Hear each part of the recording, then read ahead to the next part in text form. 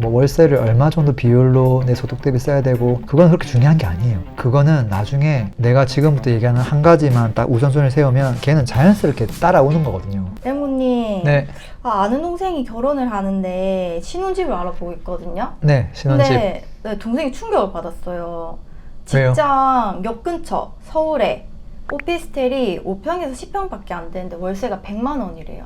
뭐 오피스텔이 한 6평, 7평, 8평 이런 것들이 제일 많거든요. 네. 진짜 작은 건 5, 6평도 있기는 하고요. 원룸이냐 한 개가 방이 더 있냐에 따라 금액 차이가 또 상당히 많이 납니다. 근데 뭐 100만 원인데 뭐 어쨌다고요? 아니 월세 100만 원짜리 들어가도 되냐고 물어보더라고요. 신혼부부가. 네. 일단은 뭐 지방이 아니라 수도권 서울일 거 아니에요. 네. 직장이. 입지가 좋고 지하철 가깝고 하면 가격이 아무래도 비싸겠죠. 진짜 저렴한 거야 뭐 50, 60도 있겠지만 혼자 사는 집도 아니고 신혼집을 쓰려면 야 100만 원 나갈 수도 있겠다는 생각을 저는 충분히 하긴 해요. 근데 어쨌든 본인의 선택이죠. 더 비싼 것도 많잖아요. 근데 이 신혼부부가 이제 네. 둘이 소득을 합치면 아마 한 600에서 700 정도 될 것 같은데 맞벌이를 하네요. 네. 네. 신혼부부가 월세로 들어가야 되는지 뭐 네. 전세를 들어가야 되는지 아니면 뭐 빌라 조그만 걸 매매를 해야 되는지 이런 것도 많이 궁금해 하더라고요. 뭐 일단 매매를 하는 경우는 이제 매매 시세 차익을 기대할 때 해야 되겠죠. 아무래도 부대비도 내야 되고 세금도 내야 되고 보유할 때도 세금 내야 되고 이제 하기 때문에 그렇게 많이 안 오를 걸 살 필요는 없겠죠. 그래서 빌라 같은 경우는 사실 저는 꼭 사야 된다고 보지는 않고요. 네. 뭐 무슨 경매로 빌라를 싸게 사가지고 이렇게 뭐 샀다 팔았다 할 거 아니라면 조금 몇 년, 한 3년, 5년 이상 거주할 곳이라고 하면 그냥 처음에는 임차로 살면서 최대한 지출을 줄이면서 돈을 많이 모으는 거에 포커싱을 해야 되지 않을까.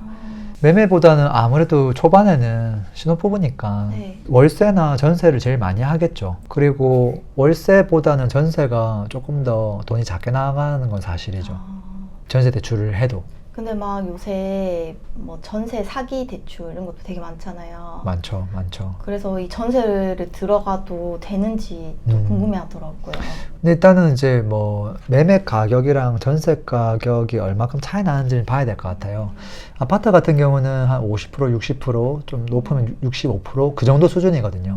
그러니까 충분히 이 정도 갭이 있어서 이 경매로 넘어가더라도 뭐 20%, 30% 싸게 팔리더라도 내가 돈을 회수할 수 있는데 이게 매매가랑 전세가랑 뭐 90%, 80% 이렇게 되면 경매가 이제 됐을 때 내 돈을 다 회수를 못 하거든요. 네. 그래서 어쩔 수 없이 그냥 자기가 낙찰받는 경우도 있고 리스크가 좀 있죠. 그래서 뭐 아파트 같은 경우는 저는 그냥 전세로 해서 전세자금 대출 받으면 무난하겠다. 뭐 그게 아닌 경우는 월세를 살면 되지 않을까 정도기는 합니다. 맹구님은 네. 처음에 신혼부부일 때 네. 소득의 한 몇 퍼센트를 월세로 쓰셨어요?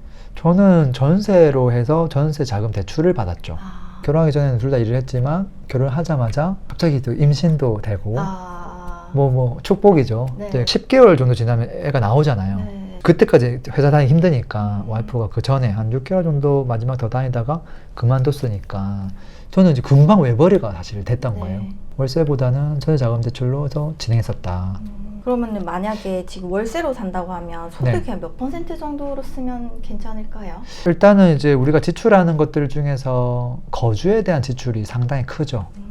뭐 음식이나 뭐 통신비나 다른 것도 있긴 하지만 그래도 주거 비용이 좀 크잖아요. 이게 마치 아파트 매매할 때 대출을 얼마까지 해야 될 것인가랑 비슷해요, 질문이. 두 가지 컨셉을 볼 수밖에 없을 것 같아요. 내가 600을 벌어요. 근데 만약에 이 사람이 정말 알뜰살뜰 사는 사람이에요. 근데 뭐 쓰는 게 별로 없어. 네. 그래서 한 300 이상 막 저축을 해. 그럼 월세 조금 비싼 데 살아도 큰 문제가 없죠. 근데 이 사람이 쓰는 게 너무 커. 한 500씩 써. 그러면은 월세를 많이 하면 안 되겠죠. 결국은 뭐냐면 소득 대비라기보다는 실제 저축할 수 있는 금액 대비 몇 프로를 써야 될까 이렇게 바뀌어야 될 것 같고 또 하나 더 나아가서 지출 빼고 월세 빼고 나면 그게 진짜 저축 가능한 금액이잖아요. 네. 이 저축 가능한 금액을 우리가 목표로 하는 금액이 매월 얼마냐 거기에 따라 월세를 끼워 맞춰야 되지 않을까. 뭐 한 달에 내가 뭐 150, 뭐 200씩 무조건 하는 이거는 무조건 딱 모으겠다고 하면 그거에 준하게끔 뭐 소비도 그렇게 하고 월세도 거기에 준하게끔 세팅해 가야 되지 않을까 그런 생각이에요. 근데 최근에 경기도랑 서울 집값이 굉장히 많이 올랐잖아요. 네. 그래서 이게 청약이 의미가 있나? 아, 청약이 의미가 있을까요? 의미가 있는 순간들이 있고 그렇지 않는 타이밍들이 있죠. 좀 조정기 때는 의미가 있죠. 호황기 때는 의미가 없어지죠. 지금은 의미가 없지만 조정기가 올 수 있으니 청약을 해라. 의미가 있죠.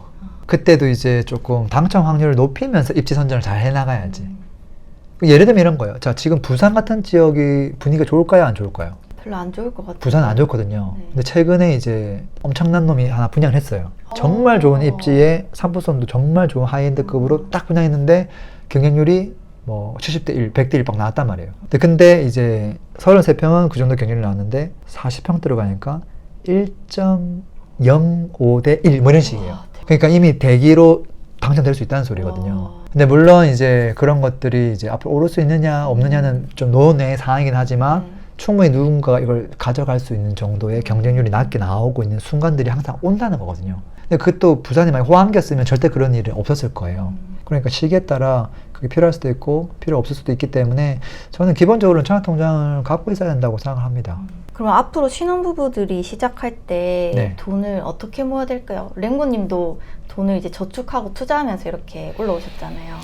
저는 돈은 모으는 게 아니라 안 쓰는 거 아닌가 이렇게 생각하거든요. 안 쓰셨어요? 그러니까 돈을 모은다는 말은 안 써야만 모이잖아요. 아니 받는 건 뻔하고 버는 돈은 뻔한데 네. 결국은 줄일 게 쓰는 거밖에 없거든요. 그래서 역으로 안 쓰면 무조건 저축은 많아진다. 안 쓰려면 제 생각에는 사람들의 관심사랑 멀어져야 될 것 같아요. 누가 뭐 샀더라, 누가 어디 갔더라, 좋은 여행지 갔더라, 뭐 올해 우리 기념일인데도 어디 또 맛있는 거 먹으러 갈까, 그 다음에 또 몸매 관리해야 되지, 건강 관리해야 되지, 피부 관리해야 되지, 뭐 하다 보면 지출이 계속 늘어나죠. 그래서 저는 이제 관심을 조금 멀어지는 게 필요한 것 같고, 저도 그렇고 뭐 와이프도 그렇고 관심이 별로 없거든요. 다행스럽게도. 랭고님 신혼 때도 그렇게 돈을 모으셨어요? 돈을 안 쓰면서? 예, 저는 꼭 필요한 것이 아니면은 그냥 아무것도 안 했다가 일단 답변인 것 같아요. 그리고 그냥 적금 통장 만들고 선저축을 먼저 했죠. 월급에서 몇 프로는 무조건 선저축해야 돼. 거기에 맞춰서 돈 써야 돼. 뭐 이런 식이었고 그게 가능했던 게 그 시점에는 인스타가 없었거든요. 페이스북은 있었잖아요. 페이스북은 있었죠. 근데 지금도 사실 제 배우자는 인스타를 안 하긴 하거든요. 그러니까 관심이 없어요. 없어야 돼요. 그게 있었다고 하면 어려웠을 거거든요. 그리고 또 다행인 게 제가 결혼하기 전에는 사실 저도 좀 흥청망청 썼거든요. 왜냐면 좋은 직장 다녔지, 월급 받죠, 좋은 차 있으니까 뭐 써봤자 뭘 쓰겠어요. 그러니까 뭐 회사에서 정장이 필요하면 정장도 딱 사고, 백화점 가자마자 이거 위아래로 딱 주세요.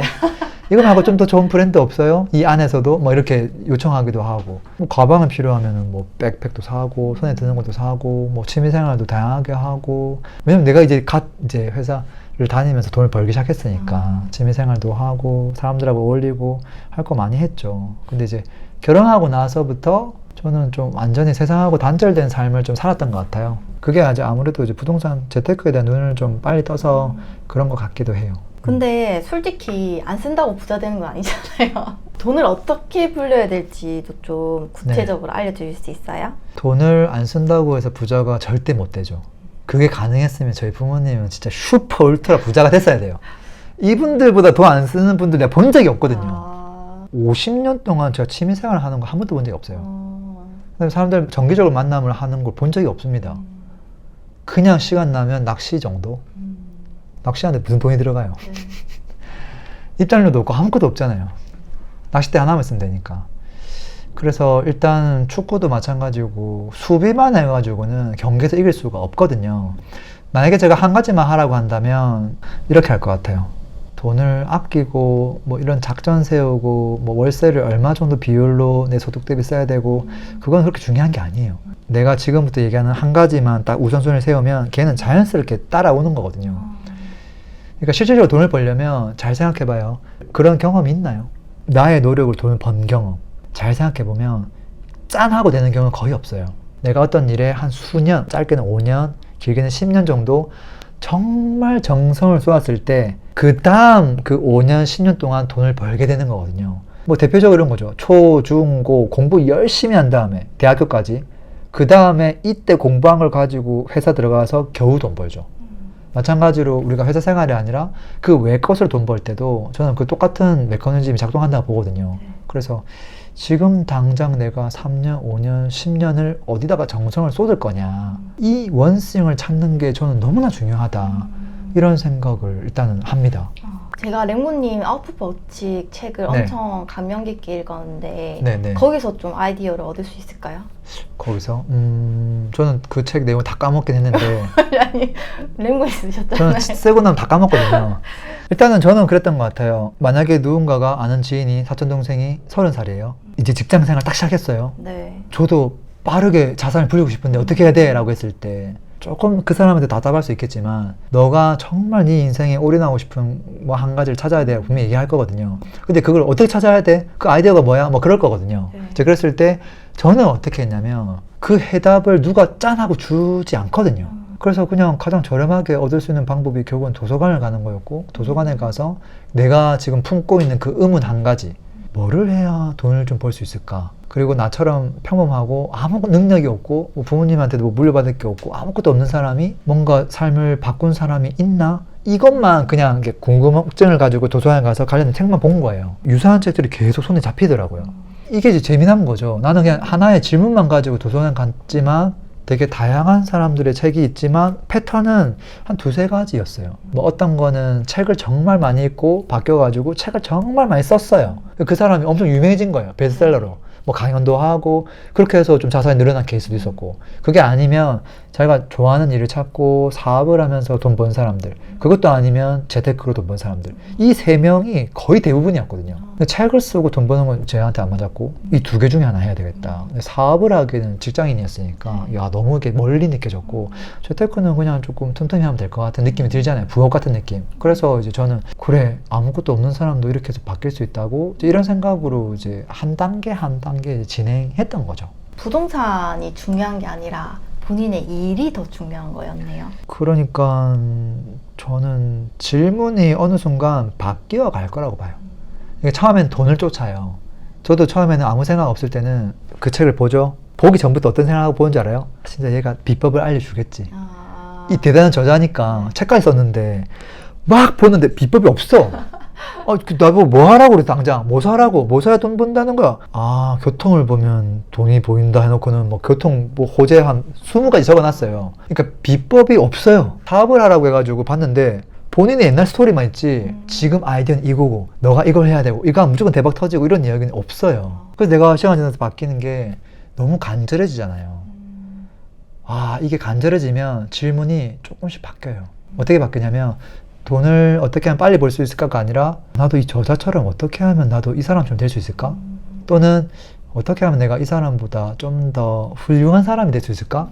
이런 식으로 질문이 바뀌거든요. 이제 그렇게 되면 어떻게 바뀌냐면 이 사람은 어떻게 과거에 이게 가능했지? 지금 현재 내가 뭘 해야 되는지 그 비법을 궁금해하는 게 아니라 이 사람은 도대체 어떻게 그게 가능했지? 처음에 뭐부터 했을까? 이제 이렇게 바뀌더라고요. 그러면 내가 이 사람처럼 되려면 지금 내가 당장 뭐 해야 될까? 이렇게 바뀌고. 랭구님 맨 처음에 했던 게 뭐예요? 저는 그거죠. 책을 봐라고 하더라고요. 저는 책 저자들이 전부 다 사기꾼이라 생각했거든요. 아니 그렇게 대단하면 맞아. 그냥 잘 먹고 잘 살고 혼자 있으면 되는데 왜 책을 썼을까? 굳이 책 써가지고 그것도 인쇄료까지 받으려고 막 이렇게 생각했단 말이에요. 보면 뭐 비법이 없어. 시간만 날린 것 같고. 그리고 제가 책을 열심히 봤는데 인생은 하나도 안 바뀌고. 그러니까 결국 제 마인드가 뭔가 잘못됐다는 거죠. 근데 제가 한 번은 이렇게 바꾼 거예요. 진짜 내가 한번 속아볼게.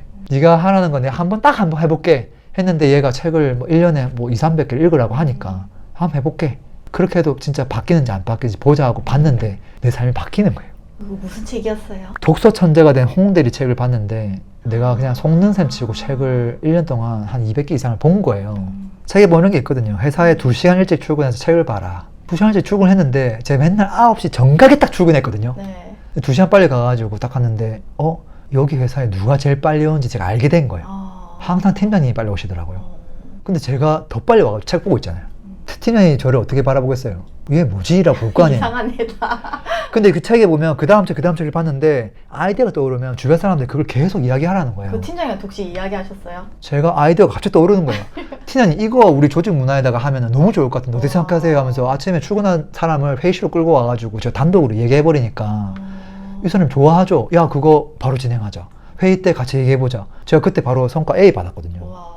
왜냐면 가족 조직 문화를 막 바꾸니까 제가 할 수 있는 게 그거밖에 없었으니까. 근데 그게 어쨌든 그런 것들이 하나하나가 바뀌네, 내 삶이 바뀌네, 이제 그러면서 책은 도움이 되는구나라고 제가 확신을 했죠. 이제 그게 이제 처음 첫 변화였던 것 같아요. 근데 어쨌든 뭔가 속눈썹 치고 해보는 건 좀 필요한 것 같다. 저도 오늘 그 책을 당장 밀리의 서재에서 볼게요. 네, 그 책이 중요한 게 아니라 그 책을 보는 그 나의 마음가짐이 일단 변화된 열린 상태에서 책을 좀 봐줘야 됩니다. 저는 사실 오늘 재테크 이야기를 많이 할 거라고 생각했는데 네. 결국에는 삶에 대한 이야기를 많이 했네요. 그렇죠. 근데 이제 그 책만 봐가지고는 또 원하는 결과를 얻을 수는 없어요. 책은 내 어떤 라이프 스타일이나 생각이나 가치관을 변화하는 데 도움을 주지만 그게 직접적으로 바로 돈을 벌게 해주진 않거든요. 네. 내가 무슨 책을 막 갑자기 1년에 30권 쓰지 않는 이상은. 그래서 이제 제가 거기서 마인드셋을 바꾼 다음에 조금 더 실질적으로 돈을 버는 데 도움되는 분야에 대한 책들을 이제 보기 시작했죠. 이제 그러면서 야, 정말 이 사람은 평범했고 아무것도 없었는데 이게 됐다고? 그럼 내가 안 되라는 법이 없을 것 같은데? 뭐지 하면서 이제 점점점 뭐가 바뀌냐면 나에 대한 믿음, 나에 대한 확신, 이게 이제 1%에서 계속 올라오는 거예요. 아직 변한 게 아무것도 없는데 나에 대한 믿음만 계속 올라오는 거예요. 왜? 이 사람 나보다 더 직장도 안 좋았고 더 환경이 어려웠고 그랬는데 다 했으니까 나는 조금 더 하면 금방 되겠는데, 이제 이런 생각을 하면서 그게 컸던 것 같아요. 나도 한번 해볼 수 있겠다는 생각이. 그래도 시발점이 책에 의해서 랭분이 많이 바뀌었네요. 아마 대부분의 사람이 그럴걸요. 그래서 저는 그 당시에 구도심에 살았었고 이제 주택가도 많았었고 도서관도 이제 그 주택가 한복판에 있었어요. 제가 그 도서관에 가면서 주말에 무슨 생각했냐면, 야, 이 주택가에 이 도서관이 없었으면 이 주택가 사람들이 부자가 될 수 있는 가능성은 제로였겠다. 돈도 없는데 그 도서관마저 없었다고 하면, 근데 이것마저 있었기 때문에 내가 그 지식을 공짜로 막 다 섭렵할 수 있었으니까 너무 감사하다, 그런 마음으로 제가 맨날 책 빌려오고 했었거든요. 도서관은 진짜 필요하죠.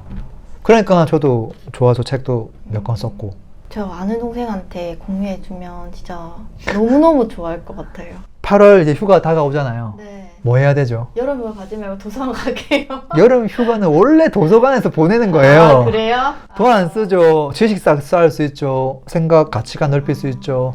너무 좋잖아요. 지금 저희 아이들도 지금 방학이거든요. 8월 초에 월, 화, 수, 목, 금 어떤 일정이 잡히는 줄 알아요? 아이랑 회의를 했어요. 네. 얘들아, 너 맨날 학교 공부하고 있지, 뭐 줄넘기 뭐 이런 거 수업 듣고 있지, 그동안 우리가 해보지 않았던 거, 생각을 넓힐 수 있는 것들을 일주일 동안 해보자 해서, 이제 월요일 날은 미술, 화요일은 음악, 그 다음은 운동, 그 다음은 나라, 음식, 이런 식으로 키워드를 7개를 쫙 뽑았어요. 음악에 대해서 우리가 그동안 피아노는 알지만 모르는 게 많잖아요. 그런 관련된 책을 10권을 빌려오자. 음악과 관련돼서 어떤 사람이 악보를 언제 만들었는지, 악보를 도대체 누가 만들었는지, 악기는 왜 만들어졌는지, 뭐 이런 것들 관련된 책들을 막 빌려오는 거죠. 그걸 보고 디스커션 하자. 그리고 이제 좀 공연 같은 것들도 그날 하루는 보자. 대신에 이제 우리가 한 번도 보지 못했던 공연, 뭐 어디 가서 인디밴드 이런 공연 같은 거 있잖아요. 그런 것들을 보는 게 첫날의 미션이에요. 둘째 날은 이제 뭐 요리, 음악, 아까 미술 계속 있잖아요. 그러면 이제 한 번도 경험하지 못했던 것들을 그때 이제 하려고 하는 거죠. 근데 그때 빠지지 않는 게 전부 다 책을 10권씩 빌려오는 거거든요. 너무 좋은 아이디어인데요? 돈도 안 들어가죠. 시원하죠. 너무 좋죠. 완전 최고의 여름휴가네요. 국립도서관, 시립도서관, 구립도서관 너무 잘 돼 있잖아요. 또 어린이 도서관도 잘 돼 있고. 그래서 저는 항상 매번 여름휴가 때마다 그렇게 했던 것 같아요. 결론은 이제 여름휴가 때 다 같이 도서관에 가자. 네, 도서관을 간 다음에 저는 보통 거실에 소파 이런 게 아무것도 없기 때문에 책상에다가 책 빌려온 걸 딱 깔아놓고 그때부터 일주일 동안 여기서 살거든요. 아이들이랑. 아이들이 없을 때도 제 와이프랑 둘이서 이제 거실에서 모든 생활을 하는 거, 아침부터.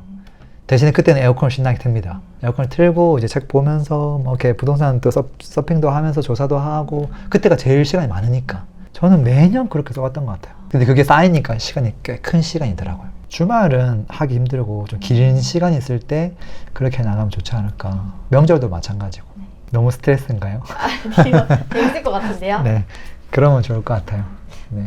랭군님 오늘도 또 생각지 못한 답변 주셔서 너무 감사합니다.